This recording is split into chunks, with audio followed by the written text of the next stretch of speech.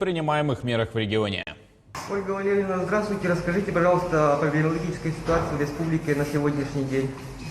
Уважаемые жители Республики Саха-Якутия, текущая санитарно-эпидемиологическая ситуация в республике характеризуется наличием 40 новых выявленных случаев коронавирусной инфекции. При этом в городе Якутске выявлено 31 случай, в Мирнинском районе 3, в Нерюнгринском районе 2, в Кобяйском, Мегино-Кангаласском, Усьмайском и Среднеколымских районах по одному случаю. За последнюю неделю ни одного случая не выявлено в 15 районах республики.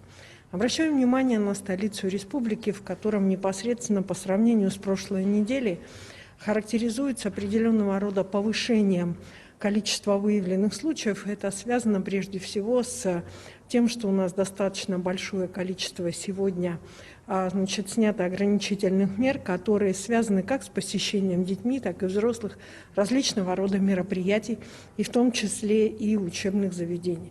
В связи с чем еще раз обращаю внимание на то, что ограничительные меры, установленные указом главы Республики Саха-Якутия, направленные на снижение, на нераспространение новой коронавирусной инфекции в республике, являются действующими. Остается в целом действующим по Республике Саха-Якутия масочный режим, про соблюдение социальной дистанции. В связи с чем обращаю внимание на необходимость в обязательном порядке при проведении массовых мероприятий проводить лишь только их в учреждениях культуры. При проведении массовых мероприятий в учреждениях культуры должны быть заполнены не более чем на 50%. Данное ограничение позволяет нам с вами держать текущую санитарно-эпидемиологическую обстановку в стабильной ситуации. Лаборатории республики продолжают проводить соответствующие исследования. За сутки лабораториями республики проведено 2122 исследования на новую коронавирусную инфекцию. Всего с начала пандемии 17 лабораториями республики проведено 962 640 тестов. На настоящий момент достаточно активно в республике идет вакцинация. На 26 февраля 2021 года получили первую вакцину 41 478 человек, в том числе за сутки вакцину получили 2996, почти 3000 человек. Сегодня необходимо обратить внимание, что активно идет вакцинация в Якутске, Валданском, Верхневилюйском, Вилюйском, Мегино-Кангаласском, Нербинском, Татинском, Усть-Алданском и Хангаласских районах. Необходимо, соответственно, более активно проходить вакцинацию в районах в Абанабарском, Верхнеколымском, Момском, Нижнеколымском и Устьянском районах. Мы понимаем прекрасно, что вот это вот снижение, меньшее количество вакцинаций по ряду северных районов связано и с логистической доставкой вакцины, но необходимо обратить внимание, что это важно.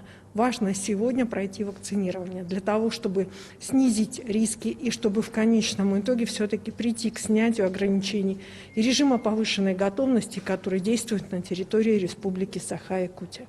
Основной задачей, которую сегодня поставил глава Республики Саха-Якутия перед оперативными штабами районов республики, является продолжение соблюдения ограничений, установленных указом главы Республики Саха-Якутия, направленных на недопущение распространения новой коронавирусной инфекции, а также вакцинирование пожилых граждан. Уважаемые жители Республики Саха-Якутия, одной из основных задач является, конечно же, сохранение наших семей в полном объеме, от старших до бабушек, от дедушек и бабушек до маленьких детей. Сегодня более всего новой коронавирусной инфекции подвержены пожилые граждане. Поэтому сохранять нужно прежде всего пожилых. Поэтому как вакцинирование, так и соблюдение всех норм, которые существовали, должно относительно них соблюдаться.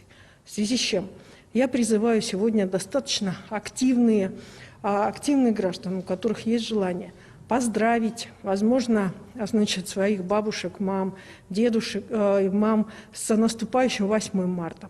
Или просто встретиться, все-таки помнить всегда о мерах ограничительных, которые действуют, и помнить о том, что эпидемия еще не отступила. Кроме того, при проведении мероприятий, которые организуются органами местного самоуправления, органами государственной власти, помните о соблюдении масочного режима. И помните, что для граждан 65 лет и лиц, страдающих хроническими заболеваниями, установлен режим самоизоляции. Ольга Валерьевна, спасибо большое.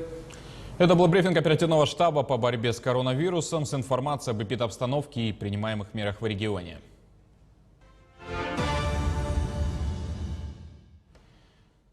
Далее эфир продолжим новостями к этому часу и коротко о главных темах.